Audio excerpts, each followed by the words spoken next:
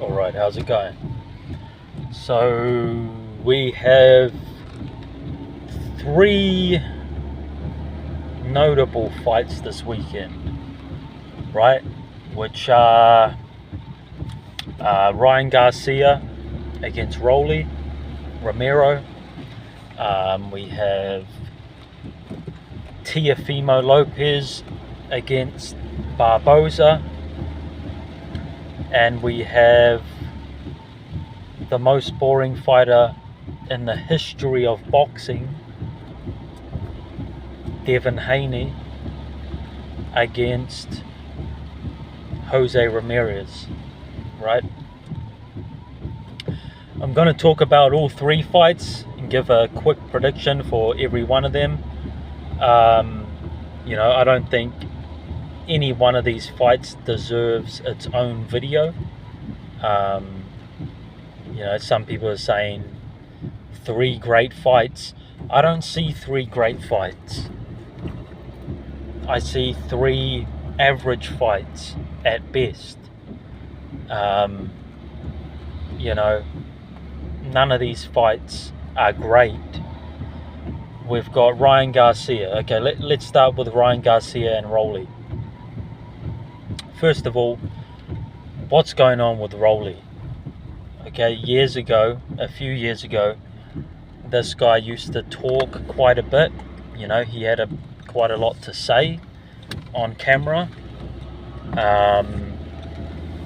He was always a little bit different with what he said. A little bit strange or whatever, which is fine. Nothing wrong with being different. But now he's barely saying anything at all. The press conference host will ask him something, or did ask him something, and he gives these short responses where he sort of looks confused when he answers questions. I don't remember that from a few years ago. Just seeing interviews and stuff with him, he used to be able to talk properly. Again, always a little bit weird, strange, whatever, but he could talk. Now he'll give a 5-word answer, and that's it. My point is something wrong with him? Does he have some sort of health issue going on? Has he taken damage to the brain? Does he have brain damage? No offense to the guy, right? No offense to him. I'm just concerned about his health. If I was managing him or anything like that, close to him, I would be getting him checked out. So just wanted to mention that. He doesn't seem right. But anyway, getting to the fight, Rolly Romero to me is like a fringe contender at very best. At very best, he would be considered a fringe contender. Not a genuine contender, not somebody that is genuinely going to challenge for a title or anything like that. He's a fringe contender. He's a guy that you might put in there against someone for what do they call it? Like a warm-up type of opponent. There's a name for it. Like a stay busy type fight, which I guess this is for Ryan Garcia. He's been out since the Haney fight. So this is a fight to sort of, test him a little bit. But that's it, like Rolly shouldn't win this fight at all. He shouldn't even really have a chance in this fight. because he's just not at that level. Now, Garcia himself is inconsistent, and is definitely not great, or hasn't proved himself to be great at this moment. I think the problem with Garcia, first of all, I don't think he takes the fundamentals of boxing very serious. He'll often have his chin in the air. He'll make silly mistakes. He'll get caught with silly punches. I mean, just take a look at that Haney fight, right? He looked like he was 50% in there. He didn't look great. He just is blessed with great speed, great left hook. I mean, credit to him for working on the left hook, right? But that's pretty much all he has. He hasn't developed a full round boxing game. He doesn't have the fundamentals down. He's very, he's great at certain things like his speed and his left hook, but he's poor in other areas. If Ryan Garcia has really taken this serious and he's been working on things in a serious manner, as in working on his footwork, working on his jab, and most importantly working on his work rate, because that's a big letdown for Ryan Garcia. He just doesn't work hard enough throughout a fight. He will take rounds off. He will be very good for 30 seconds, maybe a minute of a round, but then be lazy for the rest of the round. So if Derek James has gotten through to him that he needs to work, he needs to be consistent, he needs to throw a jab consistently through the fight, and he needs to have a high output, a high work rate, then Ryan Garcia could be great. Keep your chin down, work on your footwork, be consistent, use a jab. If Ryan Garcia could do all those things and put the effort in, he would be elite, because he's got attributes that would make him elite. The power, the left hook, the speed, he's got it all.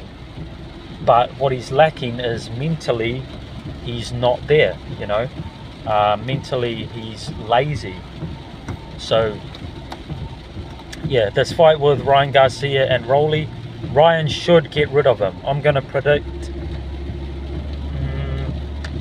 I'm going to say a third round KO. Okay, I can see a scenario where Ryan Garcia doesn't really turn up,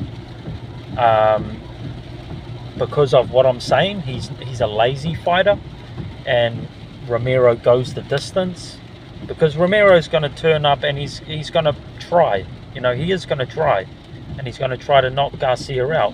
So it could turn into a really scrappy fight where Garcia just can't get rid of Romero, and it goes the distance. So it could go that way, but I'm going to say Garcia catches Romero early. He could finish him in the first round, second, but I'm going to say third. Okay, that's the way I see that fight. Now, Teofimo Barboza, right?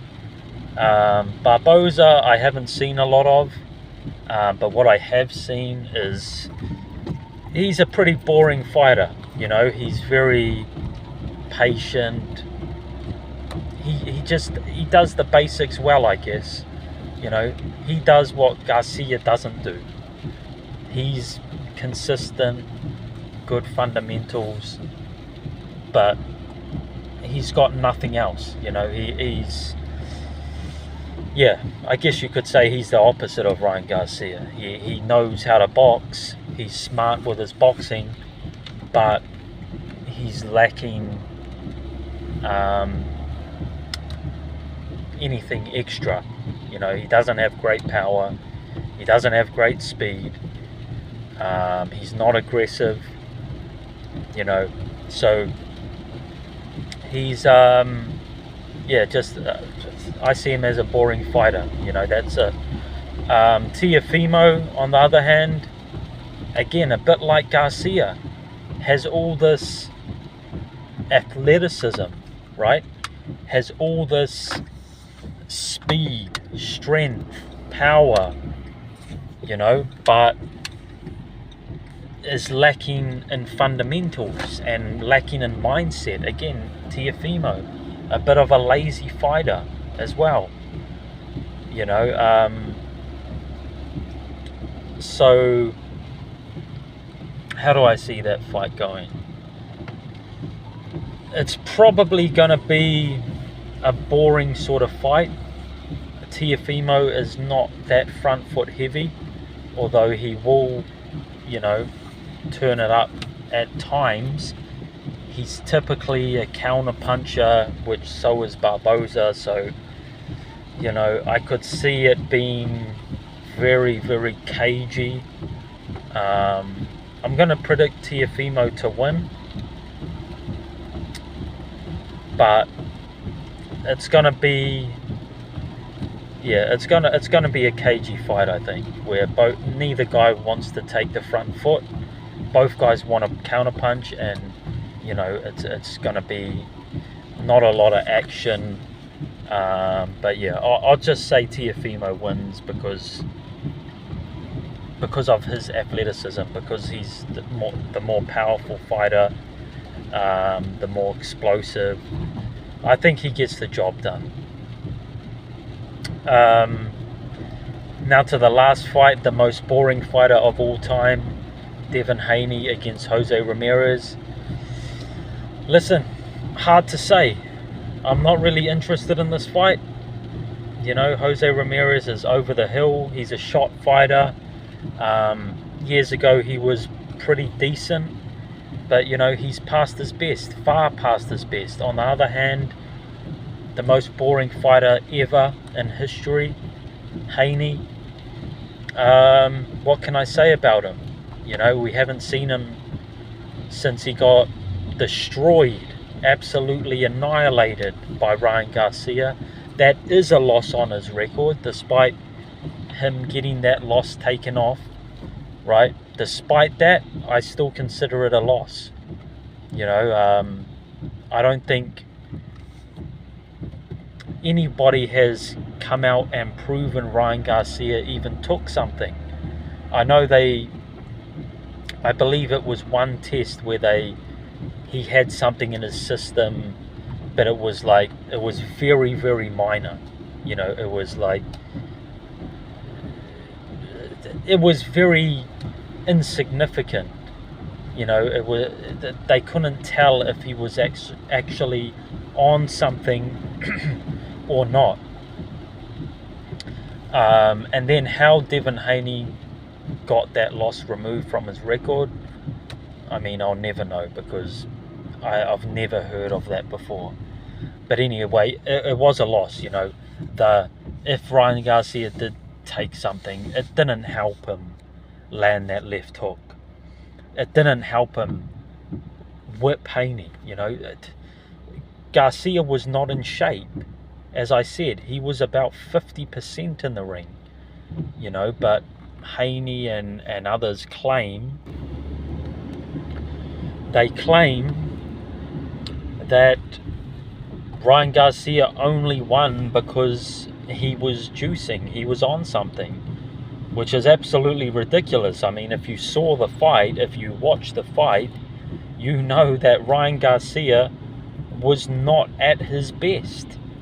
You know, he fought a lazy fight, but he was just too good for Haney. He just kept landing that left hook and, you know, was too fast, was too explosive for Haney, and that was it. You know, it wasn't down to he had this performance enhancing drug that made him have more stamina where he beat up on Haney that way. It was nothing to do with that. It was just he was better. It wasn't a great display from Haney. From Garcia, and he still beat Haney. It was nothing to do with the drugs. So yeah, Haney got whipped in that fight.